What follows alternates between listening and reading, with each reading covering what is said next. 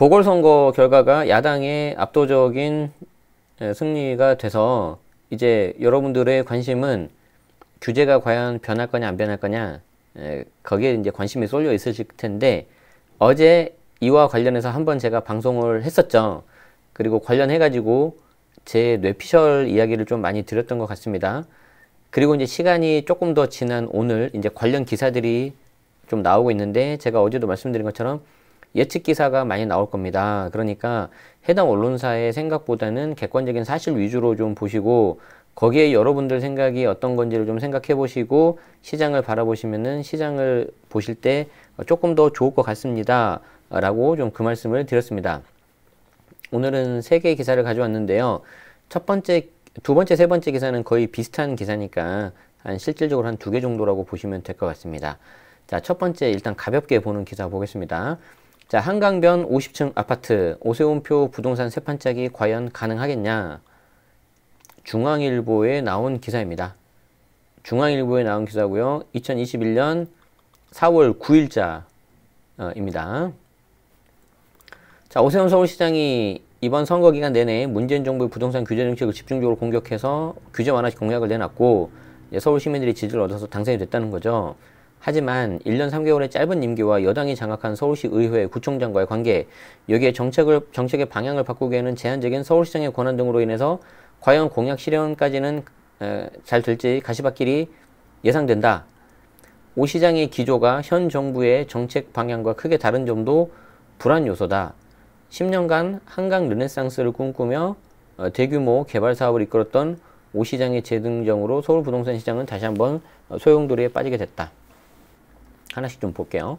35층 룰 철폐, 용적률 규제 완화는 가능하다. 오세훈 신임 시장의 부동산 정책의 기본 방향은 규제 완화를 통한 민간 재건축 재개발 사업 활성화인데, 이제 거기에 대한 내용이 있는 거죠. 자, 우선 고 박원순 전 시장이 도입한 한강병 35층 층고 제한을 50층까지 완화하겠다고 밝혔다. 층수 규제는 조례가 아닌 서울시 도시 기본 계획에 명시된 것이라 오 시장의 의지가 충분히 반영될 수 있다. 이거는 시장 권한 정도로 가능할 수 있다고 합니다. 자, 서울시 관계자는 층고 완화의 경우 공청회와 시의회 의견 청취 과정이 있어야 하고 관계기관 협의가 필요하지만 의무 반영 규정은 없다고 설명했다. 용적률 완화는 서울시 도시계획 조례 개정으로 가능하다. 현재 서울시는 일반 주거지역의 경우 최대 250%의 용적률을 적용하고 있는데, 이는 국토계획법상 상한 용적률보다 50%포인트가 낮다. 그래서 조례를 개정하면 되는데, 다만 이거는 시의회 의결을 거쳐야 되는 사항인데, 전부 다 한 분인가만 빼고, 한 명인가 빼고는 전부 다 현재 여당이죠. 이 밖에도 구역지정 기준 완화, 주거정비 지수제 폐지 등도 조례 개정을 통해 추진할 수 있다. 즉 시의회 의결을 거쳐야 된다. 구역지정 기준을 완화할 경우 2012년 이후 재개발 정비구에서 지정 해제된 176개 지역의 재지정이 가능할 것이라는 분석도 있다. 그래서 사실 재개발 관련된 그 지역 그리고 상품이 벌써부터 좀 이게 핫한 것 같아요. 현장 가서 보면은. 자, 이럴 경우 당장 사업성이 높아져서 조합 설립에 완료된 기존 정비사업자의 사업 추진 속도가 빨라질 것으로 예상하고 있다. 그래서 이제 이 35층하고 재개발 재건축 뭐 이런 거 좀 잠깐 봤고요. 재개발 좀 봤고요. 자, 분상제, 제초안, 안전진단 넘어야 될 산이 많다. 자, 오 시장은 선거기간 언론 인터뷰에서 노원, 상계, 양천구, 목동을 두고 안전진단을 지연시켜 재건축이 늦어진 대표적인 곳이라면서 취임 후 일주일 안에 안전진단에 착수하겠다고 밝혔는데, TV토론에서도 대치음마, 잠실, 주호, 주공 5단지, 여의도 시범, 재건축단지 이름을 구체적으로 거론하면서 1년 안에 가시적 변화를 얻을 수 있을 거다 라고 말은 했죠. 하지만 넘어야 될 산들이 많다는 거죠. 민간택지, 분양가, 상한제, 분상제라고 하고요. 재건축, 초과이익, 환수제, 제초안이라고 하고요. 안전진단. 자, 이들 규제는 중앙정부 소관 법령과 고시에 규정이 되어 있어서 서울시 단독으로 풀 수 있는 게 아니다. 이래서 이제 만만치 않다. 결국 중앙정부하고 이렇게 돼야 된다는 거죠. 분상제와 제초안은 재건축의 사업성을 좌우하는 핵심 요소죠. 분양가 상한제. 그러니까 쉽게 말해서 여러분들 아시겠지만 간단히만 말씀드리자면은 결국 민간 분양해가지고 거기서 나온 걸로 해서 좀 부담금을 줄여야 되는데, 이게 상한제가 걸리니까 그게 좀 캡이 씌워지는 거고, 초과이익 같은 경우에는 이제 환수가 되니까 진행하는 데 있어서 좀 어렵고, 근데 이 두 가지 정도가 돼줘야지 사업성이 확보가 되고, 사업성이 확보가 되니 좀 진도가 쫙쫙쫙 나가주는 거거든요.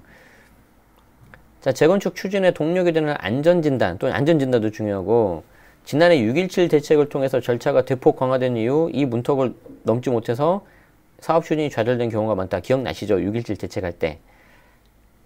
6.17 이후에 서울에서 안전진단을 최종 통과한 아파트는 도봉구 사만 도봉이 유일할 정도다. 자, 오시장의 공약 실현을 위해서는 부동산 관련 서울시 의회를 통해서 조례를 개정하고 구청의 협조를 받아야 된다. 여당 일색인 서울시 의회와 구청장들을 설득하는 일도 오시장이 풀어야 될 거다. 그리고 선거 기간 중에도 당시 민주당 대책위원장이 시의회만 하더라도 시의원 109명 중 101명이 민주당이다. 싸워서 이길 수 있겠어? 약간 이렇게 했죠. 구청장, 그리고 구청장이 한 명 빼고죠. 시의회가 아니고. 구청장 역시 25개 구 중 조훈이 서초구청장을 제외하고 모두 민주당이다. 그래서 이제 여기에 대해서 이제 한양대 교수님이 오 시장이 1년 남짓한 임기에 공약한 모든 것을 다 하려고 밀어붙이지 말고 적절한 완급 조절이 좀 필요하다. 그리고 반대로 이게 이제 오 당선인의 어떤 아킬레스건이라고 한다면은 반대로 정부가 추진하는 이사대책 관련 공공주도 개발 사업을 위해서는 오 시장 협조가 필수적이다. 이게 주거니 받거니 한다는 거죠, 지금. 오 시장의 공약대로 민간 재건축 재개발 규제가 대폭 완화된다면 조합으로선 공공주도 사업에 참여할 요인이 떨어진다. 그렇죠. 굳이 민간 할 수 있는데 공공을 할 이유가 없어지는 거죠. 게다가 최근에 있었던 LH 사태 같은 거 봤을 때 지금 신뢰도가 되게 많이 내려갔잖아요. 그렇죠. 그래서 민간 재개발로 돌아설 가능성도 있다. 한 후보지 관계자는 규제와 사업성 문제로 사업이 지지부진해서 공공 재개발을 선택한 거지 민간이 더 유리하면 당장 그쪽으로 돌아설 거다. 이에 대해서 이제 어제 우리 봤었죠. 홍남기 경제부총리는 관계장관 회의에서 주택 공급은 중앙정부나 지방자치단체 단독으로 할 수 있는 게 아니다. 상호 협력이 뒷받침돼야 된다. 자, 박갑수 전문위원은 기본적으로 주택 공급을 늘려 시장을 안정시키겠다는 것은 정부와 오시장 공통의 의견이다.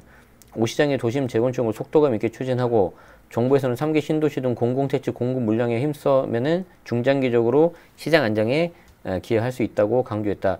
결국은 어느 한쪽만 잘해서는 안 되겠죠. 이게 박수라는 게 이렇게 딱 같이 이렇게 해야 되는 거 아니고 이렇게 딱 같이 이렇게 그래야지 이렇게 되기 때문에 그 부분을 여러분들이 좀 이렇게 신경 써주시면은 감사하겠습니다. 이게 같이 봐야 된다는 거. 그래서 이제 그게 이제 시장의 관전 포인트라는 거예요. 무조건 당선인이 다 할 수 있는 것도 아니고 무조건 중앙정부에서 다 할 수 있는 것도 아니라는 거죠. 두 개가 다르잖아요. 그렇죠? 자, 그리고 이제 여러분들이 관심 가질 만한 건 이 밑에 이제 조금 남았어요. 조금 나왔어요, 이게. 자, 한편 동시가격 동결, 소득이 없는 1주택자의 재산세 감면, 재산세 과세 특례 기준을 6억에서 9억으로 높이는 방안은 오시장 공약도 실현이 쉽지는 않다. 왜냐하면 공시가격은 지자체 서울시에서 직접 건드리기 어렵거든요. 재산세 일부 감면은 서울시 차원에서, 그러니까 해당 지자체 차원에서 감면할 수는 있어요. 그래서 여기도 일부 강남에서 내려가지고 좀 충돌이 난 경우도 있었잖아요. 그쵸? 징수체계의 전면적인 틀을 바꿀 수는 없죠. 그래서 이제 한국건설산업연구원 선임연구원인 두성규님은 대선 종국을 앞두고 이게 선제적으로 화두를 던지는 셈이다. 오 시장의 공약엔 35층 룰 폐지나 용적률 완화 등을 시장으로 할 수 있는 것부터 시작으로 부동산 규제에 대한 이슈가 계속해서 논의될 거다. 그리고 이번에 이제 선거 결과가 어떤 민심은 그걸 원하고 있다는 걸 좀 어떻게 보여준 시그널이기 때문에. 그리고 이제 재건축 시장. 불협화음 경계해야 된다. 자, 오 시장의 재등장은 최근 상승폭이 둔화되며 안정한 양상을 보이는 서울 집값에 영향을 주는 가능성이 크다. 자, 그리고 특히 이제 강남 재건축 단지를 중심으로 급등세가 나타났고, 다 어제도 나왔었죠. 7차, 압구정 현재 7차 80평이네요. 최고가인 80억에 거래되기도 했다. 67억이었었나요, 그 전에? 그래서 이제 향후 중앙정부와 서울시가 이 정비 사업을 두고 불협화음을 보이면 오히려 이제 시장 불안 요인으로 안 좋게 작용할 가능성도 있죠. 그래서 좀 잘 됐으면 합니다. 관련해가지고 좀 전에 뭐 기사 보니까 뭐 당선인이 이런 그 발언도 했더라고요. 초기에는 가격이 올라서 불안하겠지만 길게 보면은 정리가 될 거다. 안정이 될 거다. 저도 그렇게 생각을 합니다. 여러분들 잘 생각을 해보면은 어떻게 보면 사실 저 같은 경우도 서울 같은 경우에 실제 실거주 매수하고 투자했을 때도 그때 2015년이었는데 14년 15년인데 그 당시에 계획대로만 공급이 가고 한다면은 2019년 2020년 정도에는 시장이 안정될 것 같다. 그런 분석들을 대부분 다 많이 하셨었거든요. 그런데 2017년 파리 대책부터 해가지고 계속 그게 꼬이기 시작을 했죠. 그리고 이제 올해 그리고 특히 내년이 진짜 역대급으로 공급이 주는데 연간 필요한 공급량이 대략 한 4만에서 5만 정도거든요. 수요가 그 정도 되니까 매년 필요해요. 매년 필요한데 이게 작년은 4만 6천 정도 됐고 올해 2만 한 7천, 2만 5천, 내년 만 채가 안 돼요. 8,700인가? 그렇단 말이에요. 자, 그래서 결과적으로는 이게 좀 장기적으로는 맞아야 되는데 이제 좀 구체적으로 우리 이제 세금 관련돼 가지고 어떤 규제가 나올 수 있을지 제가 어제도 말씀드렸고요. 제가 결론부터 말씀드리자면은 생각만큼 진행이 잘 되진 않을 것 같다. 왜 그러냐면은 뭐 어떤 정치적인 그런 것도 있지만 그거보다는 저는 세금으로 풀어드렸었죠. 지금 세수가 부족한데 게다가 법인세 그리고 일반 자영업자들 부가가치세 이런 게 계속해서 떨어지고 있는데 그걸 다 주식하고 부동산에서 메꿨는데 정부가 그거를 가만 놔두겠냐. 계속해서 그게 필요한데 그거는 제 생각이었었고 이제 궁금하신 분들은 그 어제 찍었던 영상이 오늘 올라가니까 그거 보시면 되고요. 자, 이제 언론사에서 바라보고 있는 규제 완화는 어떤 것들이 나올까 그걸 한번 제가 보여드릴게요. 자, 요겁니다. 자, 부동산 민심의 논란, 문정부, 종부세, 양도세, 대출 규제 손볼까. 어제 나왔던 거네요. 아시아경제에서 나왔던 기사고 2021년 4월 8일자 기사입니다. 한번 보도록 하죠. 자, 부동산 민심이 가른 4.7 대보선, 종부세 과세기준 상향, 양도세 중과 한시 유예 등 거론되고 있다. 자, 4.7 재보궐 선거에서 여당이 참패하면서 규제 위주의 부동산 정책 기조도 변화가 나타날지 주목이 된다. 이제 어떤 내용이 나올지 관심 가시죠. 여당 핵심 관계자는 8일 당장 4월 국회에서 투기근절과 실수요자 보호를 위한 추가 보완책을 논의해야 할 것으로 보인다면서 고령 장기 보유자에 대한 공제 부분을 먼저 들여다볼 계획이다. 이번 선거에서 정부와 여당이 추진해온 부동산 정책에 대한 민심을 반영해서 부동산 정책을 일부 보완해야 한다는 공감대가 형성된 걸로 보인다. 자, 일단 첫 번째 나옵니다. 가장 관심을 끄는 것은 종부세 과세기준 완화. 종부세 과세기준 완화. 자, 오는 6월 다주택자 종부세 중과를 앞두고 민심을 달랠 카드로 보고 있다. 이거는 뭐냐면 이제 종부세 중과세율이 올라간다는 거잖아요. 최근 공시가격이 빠르게 상승했지만 종부세 기준은 9억 원에서 12년째 그대로다.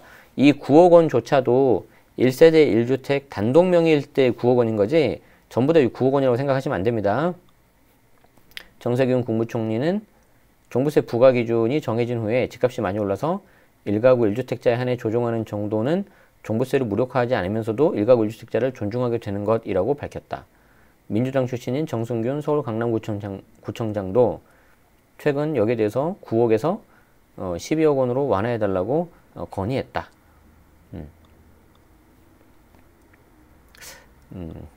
선거 결과 전에도 이런 내용이 나왔었나요? 잠깐 나오다 그냥 쏙 들어간 것 같은데.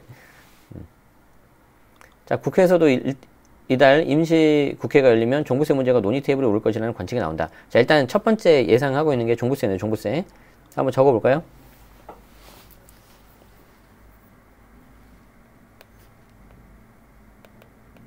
자, 종부세 과세기준 완화. 이게 하나가 나왔습니다. 9억에서 12억으로. 물론 어디까지나 예상입니다. 자, 민주당은 또 장기 무주택자와 생애 최초 구입자에 대한 주택담보대출 총부채 원리금 상환 비율 상향을 추진할 예정이다. 현재 10%포인트 우려해주고 있는데 이거를 더 늘리겠다. 그렇죠. 저는 요거 나올 것 같았었거든요. 이거는 나올 것 같았고 반드시 해줘야 된다. 실거주자라면은. 자, 두 번째가 뭐죠? 대출 규제 완화. 이건 이제 다 푸는 건 아니고 실수요자. 이건 풀어줄 거 좀 진작 풀어주면 좋았잖아요. 집값 오르기 전에. 아직 뭐 확정된 건 아니지만. 자, 야당에서 제기되고 있는 양도세 중과 한시 유예도 꺼낼 수 있는 카드다. 다주택자들이 확실히 매물을 내놓을 수 있도록 시행 시점을 늦추는 것도 고려할 수 있다. 다만 당장 오는 6월 과세 시작 전에 미루면은 부동산 정책이 후퇴되는 것 같이 보이기 때문에 실제로 추진할지는 미지수다. 일각에서는 실수요자를 보호하면서 복잡하지 않은 대안으로 장기 보유 고령층에 대한 공제 혜택을 늘리는 걸 꼽는다. 이미 충분히 복잡한데 여기서 또 따로 하면은 더 복잡할 것 같은데. 자, 세 번째가 뭡니까? 양도세 중과 완화.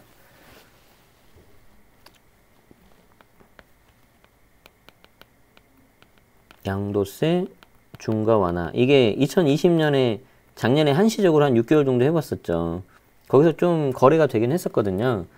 그래서 이제 아마 그 부분을 염두하고 고려하고 있는 것 같습니다. 자, 여기까지 이제 이게 정부가 아니라 여당에서 나오는 분위기인데, 이제 여당이 있고 정부가 있지 않습니까? 근데 정부 분위기는 여당과 다르다. 자, 기재부 관계자는 내부적으로 추가 완화 등은 검토하고 있지 않다. 뭔 소리 아니야? 엇박자 내고 있는 거죠. 세제 정책을 자주 바꾸는 것보다 일관성을 갖는 게 바람직하다. 제 개인적인 의견 하나 말씀드려도 되겠습니까? 아니, 지금 20몇 번의 정책이 나오는데 그 자체가 지금 이미 일관성이 끊어진 거 아닌가요, 지금? 근데 이제, 그냥 넘어갈게요. 정부 내부에서는 LTV DTI를 완화할 경우 풀린 유동성이 집값 과열을 부추길 수 있다는 우려의 목소리도 나온다. 돈에는 꼬리표가 붙지 않기 때문에 부동산뿐만 아니라 주식, 가상화폐 등으로 흘러갈 가능성도 배제할 수 없다는 거다. 정부 관계자는 가계대출 총량 관리라는 큰 틀을 유지하면서 일부 규제만 완화해준 것은 자칫하면 시장에 혼선을 줄 수 있다고 밝혔다. 가계대출을 다 풀자는 게 아니잖아요. 무주택자, 그리고 1주택자 중에서 갈아타고 싶은 사람, 그 사람들한테만 풀어주는 거잖아요. 하자는 거잖아요. 아니, 어제도 말씀드렸지만 내가 아무리 좋은 회사에 다니고 있고 소득이 충분히 돼 있어서 대출 상환 능력이 충분한데도 서울 집을 살려고 하는 이유 하나만으로 막는 게 이게 말이 됩니까? 안 되잖아요. 주택 수로 나눠야죠. 주택 수로. 2주택 이상 다주택자들은 대출을 더 묶어버리고 무주택자나 1주택자들은 풀어주면 되지 않을까요? 그러면 전체 총량을 관리할 수가 있을 거 아니에요.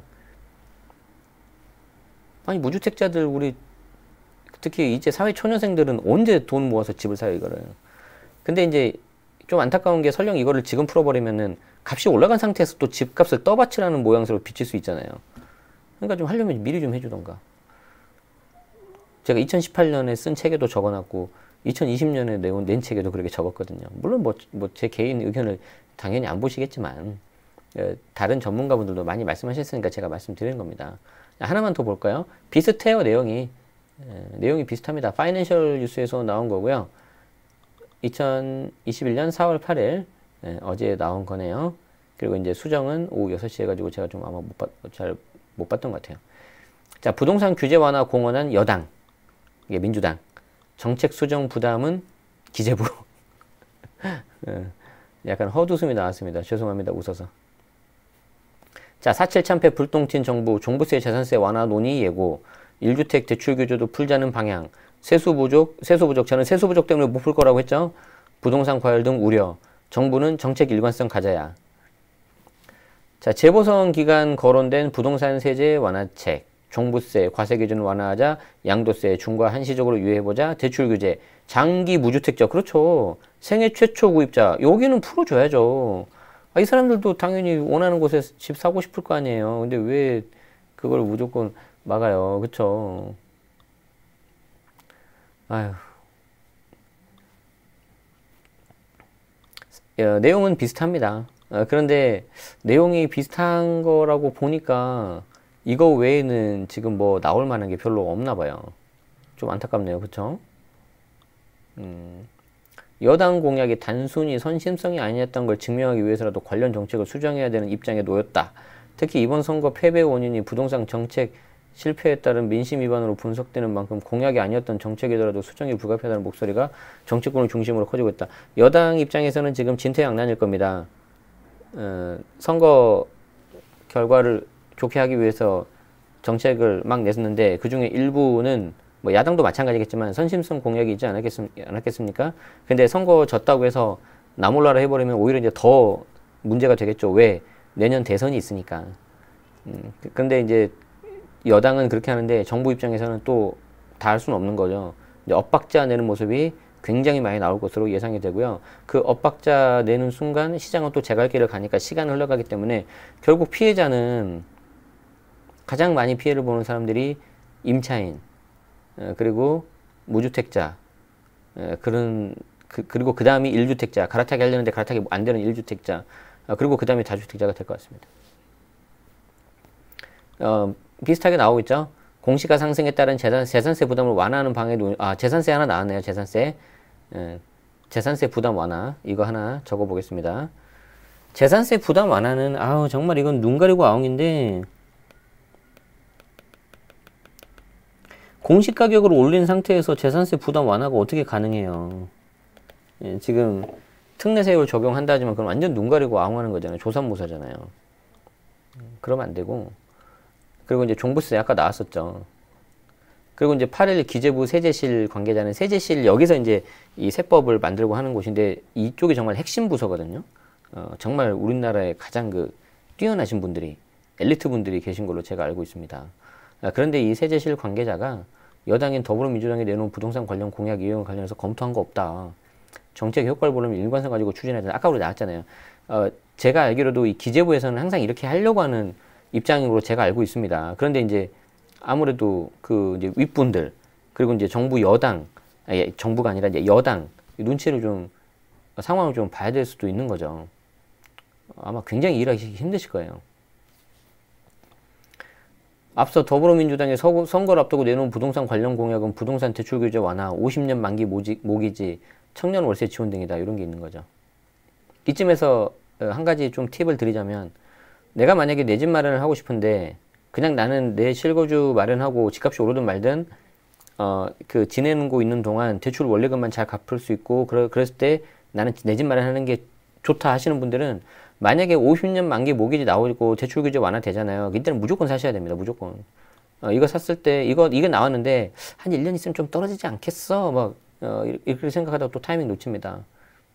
왜냐하면 실거주 집은 최소 5년, 나중에 10년 있다가 팔 거잖아요. 그러면 5년, 10년 후에 가격만 생각하면 되거든요. 그 중간에 이렇게 등락이 어떻게 됐든지 간에.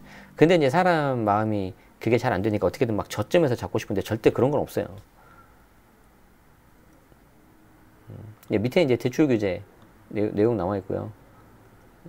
자, 여당이 선거에선 패배했지만 이 기사는 대출에 대한 내용이 많이 나오는데 저는 개인적으로 대출을 굉장히 중요하게 생각하기 때문에 여당이 선거에선 패배했지만 정치권에선 여야가 일가구 1주택자 등 실수요자의 대출 규제를 풀어줘야 한다는 공감대를 형성했기 때문에 뭔가 나올 것 같다는 전망이 나온다. 저도 좀 그랬으면 좋겠습니다. 자, 또 다른 공약인 청년월세 20만원 지원제도는 선거 패배로 없던 이야기가 됐다. 당연히 청년들의 이 월세 지원도 중요하지만 이번에 결과 보셨죠? 이런 걸 원하는 거 아니잖아요. 지금 청년들이. 그걸 좀 알았으면 좋겠어요. 자, 공약은 아니었지만 부동산 공시가격 상승에 따른 세부담 경감 방안은 새로 마련될 것이라는 전망이 나온다. 공시가가 너무 크게 치솟아 세부담이 가중될 것으로 예상되는 만큼 미세 조정이 필요하다는 주장이 제기되고 있기 때문이다. 이게 이제 그 공시가격이 계속 오르고 있기 때문에 이거 좀 손봐야 되는 거 아니냐 그런 건데 지금 이 상태로 부동산 공시가격 현실화가 계속해서 가버리면은 이거는 특례세율 그런 거 다 필요 없고요. 세부담은 무조건 늘어날 수밖에 없어요. 그런데도 1주택자 특히 6억 이하는 세부담이 줄었다고 하는데 늘 말씀드리지만 세부담이 줄었다는 건 거짓말이고 특례세율로 인해서 한시적으로 내려갔다 그렇게 해야죠. 그리고 이제 3년 지나고 난 23년 되면은 잘 모르겠다. 그때 가봐야 된다. 그렇게 말해야죠. 정부 입장에서는. 그걸 내렸다고 표현하는 건 저는 아닌 것 같습니다. 그리고 이제 종부세에 대한 이야기가 나옵니다. 앞에서 봤기 때문에 생략하도록 하겠습니다. 자, 다 좋은데 여당은 저러고 있는데 정부는 고개를 가로젓고 있다. 여당의 공약이던 대출 완화에 대해서도 아니 이렇게 해서 잘못해서 집값 더 오르면 어떡하냐. 가계부채 부담도 높은데 이렇게 나오겠습니다. 자, 그러면은 오늘 한번 좀 나온 내용 가지고 좀 정리를 좀 해볼까요? 제가 좀 정리를 하기 위해서 여기다 좀 적은 거였거든요. 자, 종부세 과세 기준 완화. 요거는. 자, 종부세 과세 기준 완화 9억에서 12억으로 될 거냐? 자, 요거는 좀 그래도 약간 좀 확률이 좀 어느 정도 약간 좀 되지 않을까요? 예, 제 개인 의견입니다. 개인 의견. 개인 의견입니다. 왜냐면 집값이 너무 많이 올랐잖아요. 집값이 너무 많이 올랐어요. 자, 그러면 종부세 이렇게 됐으면은, 아니, 그 양도세, 고가주택은 왜 아직까지 9억이야, 그러면? 이거는 왜 안 건드려? 이것도 좀 해줘야지. 자, 대출 규제 완화. 아, 저는 좀 약간 일부 약간 나올 것 같아요. 일부 약간 나올 것 같다. 이거는 여당과 야당이 뭔가 합의를 받고, 아니, 공감대가 형성이 됐고, 여당 입장에서도 내년 대선이 있기 때문에 1년에 한 번씩 이런 선거가 있으면 좋겠습니다. 저는 개인적으로. 그래서 일부 약간 나오는데, 이거는 실수요자라면은 이 기회와 위기가 같이 있습니다. 기회와 위기가 같이 있다. 무슨 말이냐면, 실수요자 입장에서는 대출이 만약에 좀 늘어나면 그래도 내가 돈을 모으는 것보다 차라리 대출을 받고 먼저 사는 게 중요할 수 있기 때문에 어떻게 하든지 좋은 쪽을 사고 싶은데, 내가 원하는 좋은 지역은 가격이 너무 높거나 아니면 물건이 잘 안 나올 가능성이 높아요. 근데 실제 물건이 나오는 곳은 어디가 나올 거냐면은, 내가 생각했던 것보다 좀 안 좋은 쪽의 물건이 더 나올 가능성이 높습니다. 좋은 조건으로. 왜냐하면 다주택자의 입장에서는 못난이부터 던질 거거든요. 그러니까 그 두 개가 맞지 않을 거예요. 자, 그래서 그 부분은 아주 잘 고민을 하셔야 됩니다. 그래야지 요게 좀 잘 될 것 같아요. 양도세 중과 완화? 아, 이거 하더라도 올해 하반기 정도 되지 않을까요? 올해 하반기? 최소 6월은 넘길 것 같습니다. 최소 6월은 넘길 것 같아요. 자존심이 있거든요, 이게. 자산세 부담 완화. 야, 이거는 제가 왜 웃었냐면, 이 공시가격 이건 안 올릴 거예요. 이건 안 건드릴 거예요. 이게 계속해서 올려줘야지 집값도 어느 정도 잡힐 거고, 더 중요한 거는 세수 확보가 될 거거든요. 공시가격은 안 건드릴 거다. 그런데 뭐 특례세율을 좀 연장한다든지, 좀 뭐 대상을 넓힌다든지, 뭐 그런 식으로 방향으로 뭔가 좀 하지 않을까. 저는 그렇게 개인적으로 생각합니다. 결론은 뭐냐면은, 뭐 뭐 이거 종부세 과세 기준을 12억 올리면 뭐예요? 공시가격 이거 계속 올라가는데. 대출 규제 이거 실수요자한테만 해당될 거기 때문에 뭐 그렇고, 양도세 중과 완화는 해봤자 뭐 찔끔할 거고. 그래서 저는 여전히 어떤 뭐 정치적인 차원에서 뭐 구청장도 다 여당, 의회 의원도 다 여당, 뭐 그런 것보다는, 설령 지금 야당이 정권을 잡더라도 우리나라 국가 세수가 부족하기 때문에 계속해서 세금을 뽑아내야 되기 때문에 크게 바뀔 가능성은 별로 없다고 본다. 저는 그렇게 생각합니다. 아마 제 채널을 다 쭉 봐보신 분들이라면은 아실 텐데, 제가 제 채널에서 말하지 않은 게 세 가지가 있다고 말씀드렸습니다. 정치, 종교, 그리고 젠더입니다.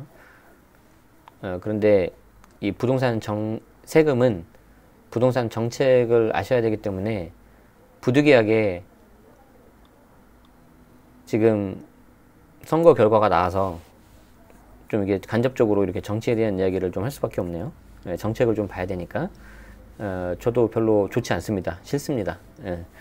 그래서 제가 어제도 세법적인 관점에서 정책 이 규제 완화가 될 거냐, 좀 힘들 것 같다라고 설명을 드렸고, 오늘은 여기까지만 할 건데, 언론사에서 약간 예측하고 있는 것들이 제가 생각한 거랑 얼마나 좀 맞는지 한번 확인하고 싶어서 제가 가져왔어요.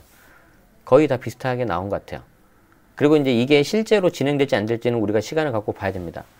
그래서 당분간은 아마 이제 뭐 요런 식의 기사 분석은 없을 거고요. 별로 제가 하기 싫어요. 그냥 저 혼자 분석하고 제 혼자 생각하고 그러면 되지, 굳이 여기 계신 분들한테까지 말할 필요는 없을 것 같다. 그리고 평상시에는 뭐 이 시간에 라이브 하면은 뭐 좀 많이 오시면 400, 500 정도 오시는데, 오늘 벌써 900, 뭐 1000명 가까이 오셨는데요. 좀 이런 식으로 좀 소위 말하는 어그로를 끌고 관심 끌고 이런 생각은 저도 별로 없습니다. 그렇기 때문에 그 정도는 좀 여러분들이 좀 참고해 주시고요.